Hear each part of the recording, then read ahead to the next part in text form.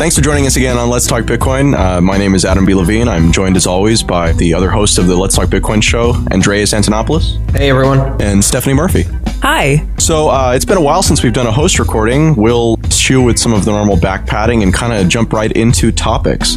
Today is interesting because one of the higher profile companies in the space on the what I would consider the entrepreneurial side, as opposed to the idealist side, is a company called Circle, led by CEO Jeremy Allaire. They raised some money last year, actually one of the largest amounts of money behind a Bitcoin company so far, and today they unveiled their product. And in the pre-show when we were talking about this, I was like, should we even talk about this? Because I see that it's getting talked about a lot, but Stephanie, you had pretty much completely, you think that this is a bad thing overall. It was kind of the impression that I got from you. So the basics of what they're offering is a kind of wallet-like service that's very similar to Coinbase in that they want you to link your bank account, they want you to link your personal identity information, but unlike Coinbase, they don't have any delays on any of your purchases. So if you hook up a credit card to your Circle account and then you want to buy $200 worth of Bitcoin, then you just do it and then it credits to your account immediately and you can spend it immediately, which is very different than something like Coinbase, where there's usually like a 2 or 3 day wait for the money to move safely from dollars into Bitcoin. There are some other things to this at a high level, but Stephanie, can you kind of give me your perspective on the Circle thing? What don't you like about this? I wouldn't say I think it's a bad thing overall. It's just, I'm not sure if it's something I'd be interested in using. It seems like pretty much a bank with Bitcoin. They're going to be adjusting the vocabulary to try to make it more palatable to people. So instead of buying and selling Bitcoin, it's going to be deposits and withdrawals. They will be managing people's private keys, just like Coinbase. And, I think we all understand the problems with someone else holding on to your private keys when you're talking about Bitcoin. They who hold the private keys have control over the coins. This isn't much different than a bank who can just kind of freeze your account or seize your funds without you having to say anything about it. They did also say they are going to be stringently reporting anybody they suspect of illegal activity. I wonder, they probably just said that to appease the regulators or whatever, but how are they going to be telling who's engaged in so-called suspicious activity and what defines it? They don't really say. And by illegal activity, I'm assuming they mean high-frequency trading, lending without collateral, cheating on the stock market, or do they mean buying plants? Well, they don't exactly say about that, and all they suspect of suspicious activity is going to be reported. So this is exactly like what the banks do. If you do a transaction that's over $3,000 in the U.S., which we try not to be U.S.-centric on the show, but the U.S. has some of the most strict banking regulations. Some argue, what the point of them is in the world. And they're probably going to be following all these to the letter because they're going to be a licensed money transmitter and pretty much acting as a bank. The other thing that they say about that is that they're required to hold all the funds in reserve and they're required to have auditing and so forth and prove that they have all the funds and not be able to invest them for their own purposes. And then they say that it's going to be free of charge for people to store Bitcoins. So, it sounds like, yeah, just give us your Bitcoins. We'll hold on to them for free, Well, and beyond that, they're even going to insure them. I don't know if you saw that part of it, but yeah, there's free insurance too. And this is something like I've been super excited about insurance coming to the space because it means that when you have insurance, you have standards, because if there is theft or loss, then the insurance company actually has to make that thing right, has to fill the gap from their own side of it. And so it's very much in their best interest not to have that. But it's interesting that it's free here. But the thing that you can't get insurance from is government confiscation of your funds, or if they believe that you're suspicious, locking them down or whatever. And my concern about this kind of service is that it's going to entice a lot of people to put their Bitcoins in the service or their dollars or whatever, put their funds in the service because it's insured and it's free and, just trust us. And then it has all the strings attached of a conventional bank where they can report you for any reason and they can, deny service or whatever. People are going to have their points in there and then they won't have control over their own funds. And then what's the point? Why is it that's not Bitcoin? Bitcoin is when you have control over your own money in a way that you don't in the conventional banking system. So that's really my concern with it. So I'm looking through their security features here, and it does say they have a multi-sig architecture, which means that more than one key is needed in order to sign something. But the way that it's described here makes it seem like it says, we employ multi-signature transactions. The physical isolation of keys means the ability to spend funds requires would-be attackers to breach multiple secure locations. The fact that they're saying secure locations actually does kind of support what you're saying, which is that they hold all the pieces of the keys and just kind of simplify that entirely, it seems like. Yeah, you might be one of the signatures, but they're the other ones, and so you can't move your money without their permission. And again, how is that different from a bank? It may be slightly faster. And can they move the money without your permission? So who has the majority? Exactly. How many keys are there, and do you control enough to prevent action from happening lacking your explicit permission? I think there's room in the market for Coinbase competitors, and there's 6 big banks out there that are eventually going to get into Bitcoin, and they're going to need to acquire existing Bitcoin banks that already do this relatively well. So now there's 2. We need 4 more. All of them have a nice path to exit, because within a year or 2, the big banks are going to get into this. And then this business is going to be handled by people with much more capital, access to regulators, politicians, and lobbyists to do it. So this is a dead-end business unless you intend to sell to one of the big 6 banks. And as far as I'm concerned, that seems to me to be the viable exit for all of these businesses, and all the power to them. They will make some money. They will bring some people into Bitcoin by making the on-ramps easier. They're certainly going to make it easier for more traditional, more conservative businesses that like the current banking system, for whom the current banking system is working fine. People who want to sell tear gas and rubber bullets to dictators and not get reported, they'll be fine. So that's going to be a great avenue to replicate the existing banking system. Someone has to try and maintain the status quo by building replicas of the status quo in the new paradigm, at least in the transient period. We used to have fax to email gateways. That used to be a very profitable and good business for helping those who really couldn't give up their faxes to convert them into emails. Those really aren't in use much anymore because people just gave up on the idea of faxes as a whole. These are bridge services, really. Bridge services, exactly. And you need bridge services. And with any new technology, you need to familiarize people for whom change is threatening.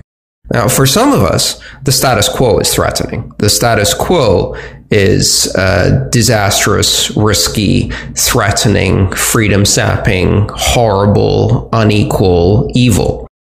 For some people, the status quo is working just fine, and change is threatening and evil. And so this fits very well and will actually serve a need and will serve a very big market out there.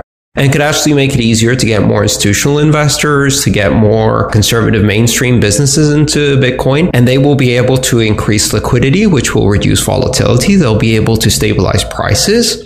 They'll be able to introduce more people more easily to Bitcoin. And then it's up to us to persuade these people that they're better off taking that Bitcoin and moving it to wallets they control, which they'll be able to do. Well, and that's exactly right, is that at the core, this is competition. Coinbase really hasn't had much. Exactly. I mean, they kind of compete with BitPay in their merchant services, but other than that, it's just been them. And so now Circle has come out and said, okay, we've taken your model and basically are doing all of the things slightly differently, and it's a little bit better for end users. It's more, that's one of the things that really jumped out at me about this. Coinbase doesn't take a lot of risk. Coinbase is a fairly conservative company when it comes to the way that they process incoming transactions, because they basically have a complete capture on their market. The ability to reverse, bank wires and things like that. They have a lot of control over that stuff, but they still wait at least 2 or 3 days, even if you're a customer doing a fair amount of business with them before something like that will go through.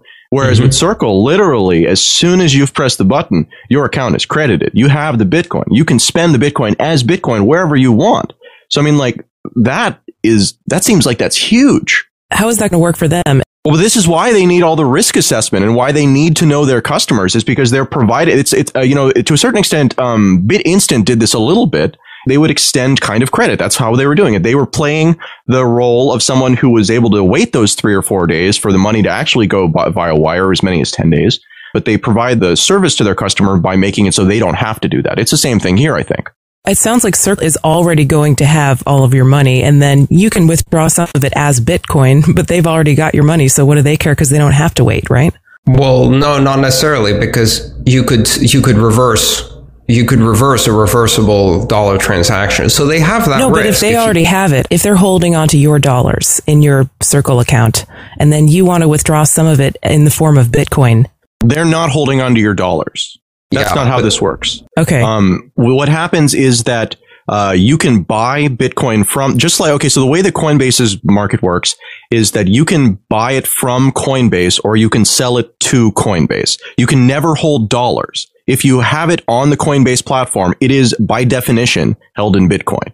If you take it out of the Coinbase platform through their dollar withdrawal process, it is by definition sold for dollars and only the dollars are transferred to you. That's how they get around a lot of the licensing, is because they're not doing money transfer. They're essentially brokers. Right. And so Circle is apparently going to be working in much the same way, which means that in the period between you initiating an ACH and that ACH being non-reversible, if they give you Bitcoin during that period, they're exposing themselves to risk. Now, being exposed to risk is not necessarily a bad thing as long as they can measure, account for, and contain that risk. Then taking that risk is a competitive differentiator and a way for them to improve service. And so I think that's a really smart move. I see that as a great way to have a bit of differentiation in that market. I agree with you, Adam. By the way, I'm a Coinbase customer. I don't keep my Bitcoin there, but I certainly use them very, very regularly to buy and sell Bitcoin for dollars, not because I'm day trading, I'm not interested in that, but because I need to pay certain bills that can only be paid in dollars. And sometimes I get paid in dollars and I want to convert it to Bitcoin. And so I use them with my bank account all the time. One of the fears I've had for the last year is if I'm getting paid in Bitcoins, most of my income is in Bitcoins, and I have certain expenses that I can't do in Bitcoins, like paying my rent, then what happens if Coinbase gets shut down or if they have a problem and they can't fulfill orders? Well, then I have to move a large amount of money through local Bitcoins or local traders or who knows what else, or through wire transfers through Bitstamp, which is slower and more complicated. And so that's a risk. I mean, that's something that makes me uncomfortable. It's one of the areas that I was worried about. So I'm actually really glad to have potentially in the very near future 2 competing services. I'll have accounts on both. And that way I will have 2 outlets for converting my Bitcoin to dollars or vice versa. But you're not going to keep your Bitcoins in there. But I'm not going to keep my Bitcoins in there either. No, I'm going to keep control over my private keys. I'm going to use them only as an exchange.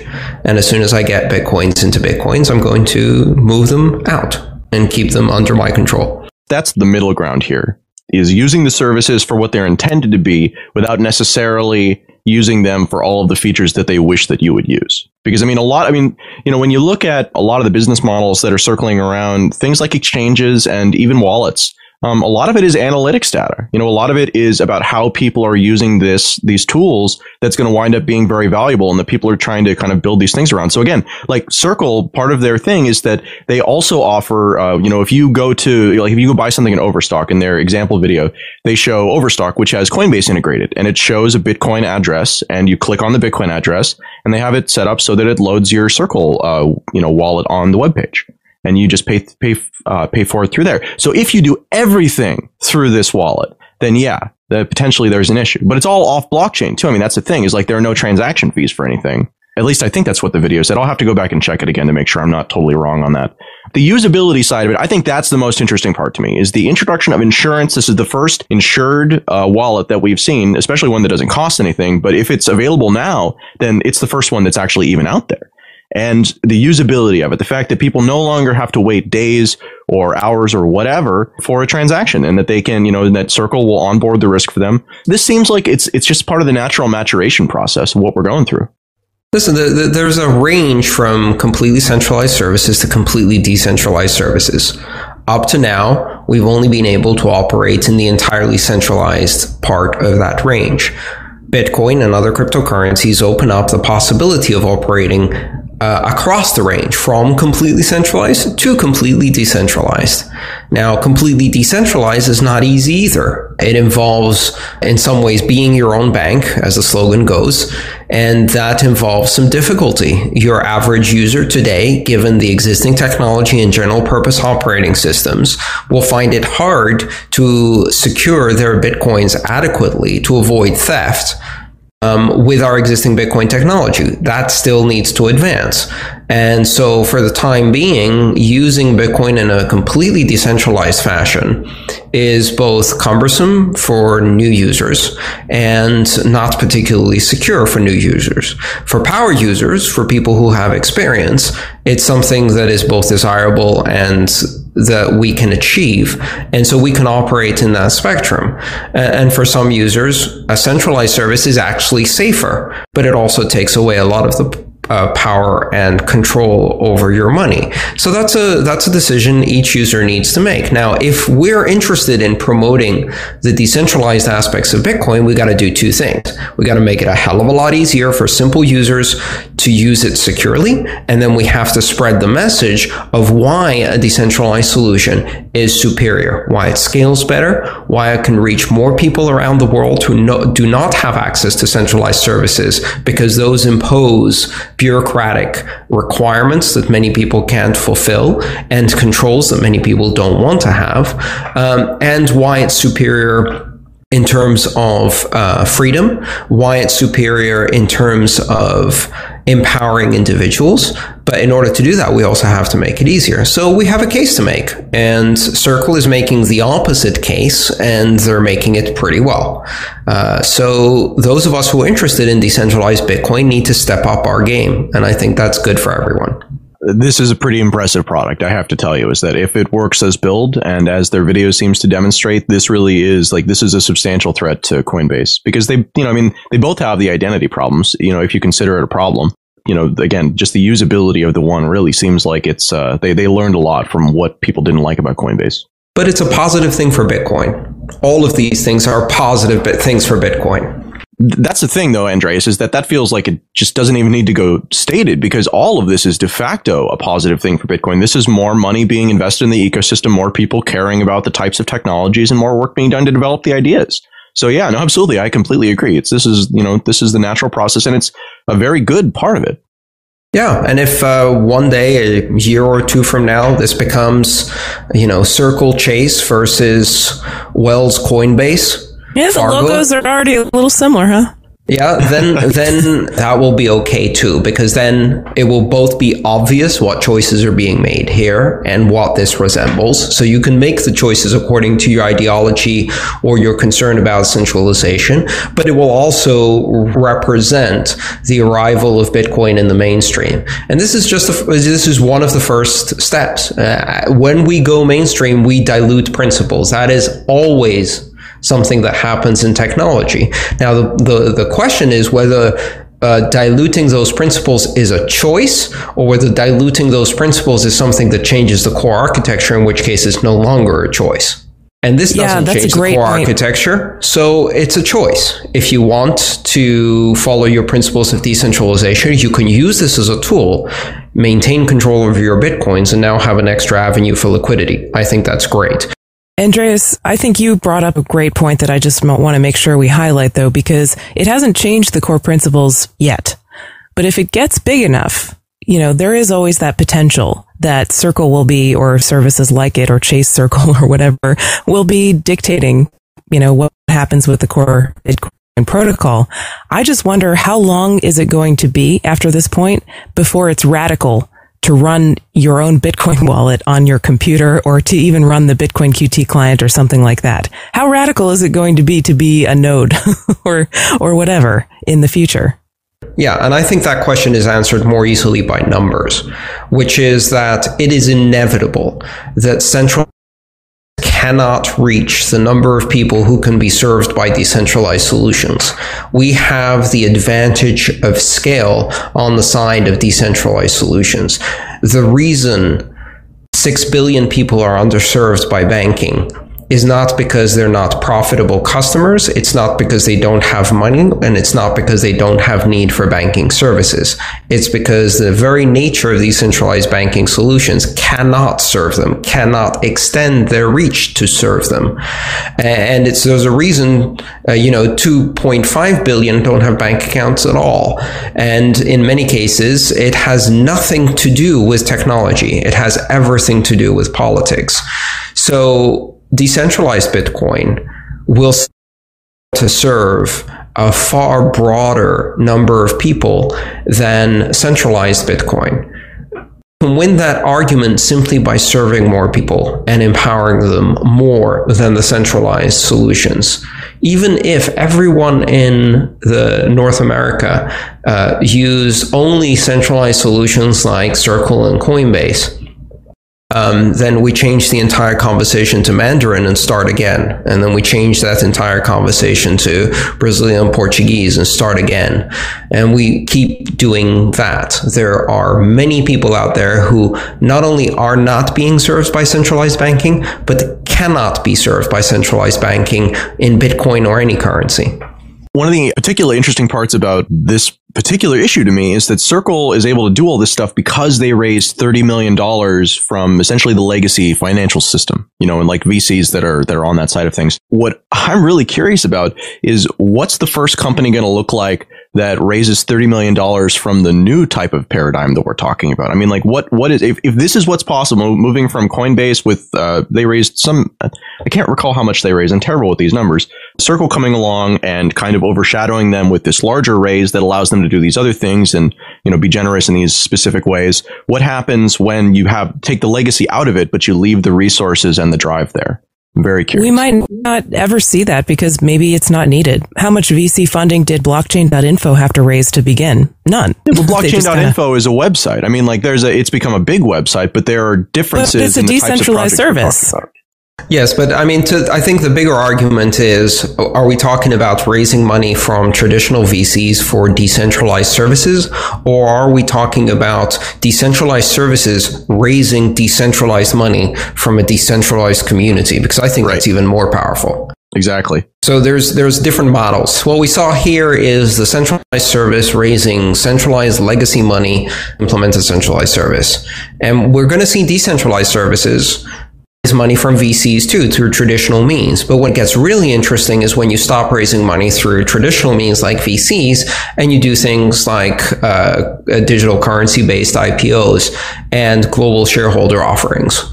And those are coming too. And they could be bigger and much, much more scalable than any of these things we've seen before. But again, I think we really have to highlight the technologies that we have like blockchain.info, but also local Bitcoins. They didn't raise any capital to start. They just put up a website, and maybe those technologies are very powerful too. Local Bitcoins is a global thing. You can scale better. That's the thing. Decentralized services scale better and therefore can grow organically to scale with very little funding and generate their own momentum. The point I wanted to make is most of the funding to appease regulators and to deal with compliance costs and that kind of thing? And is it possible to cut some of that out if you don't need to deal with that stuff? Absolutely. I think that's absolutely true, Stephanie. The decentralized services have a lower operating cost. Not only do they scale better, they have a lot lower operating costs because they're not basically dancing the regulatory game, which is a barrier to entry, which is very artificial and is designed more to protect incumbent banks from competition than it is to protect consumers. No matter what people may say about it, the reality is that it works to protect incumbents from competition more than protect consumers in practice, as we've seen repeatedly over the last 5 years. So the question is, do you really need to raise money to do that? Or would you instead be raising money to do innovation? Circle has some innovation, but they have regulatory innovation and regulatory capital more than anything else. CryptoKit is the world's first Chrome browser Bitcoin wallet. It's the easiest, fastest Bitcoin wallet payment system. With a simple one-click install, it takes just seconds to get your wallet set up. And because CryptoKit finds the address and payment for you, there's no more fussing around or tab switching. CryptoKit is more than just a wallet. It comes with a preloaded PGP encrypted social network, news feeds from Reddit and Google, and up-to-date charts from exchanges. Finally, CryptoKit Directory allows you to make two-click payments with any of the BitPay merchants. Once you install CryptoKit, you won't need anything else. For more information or to download CryptoKit, visit CryptoKit.com.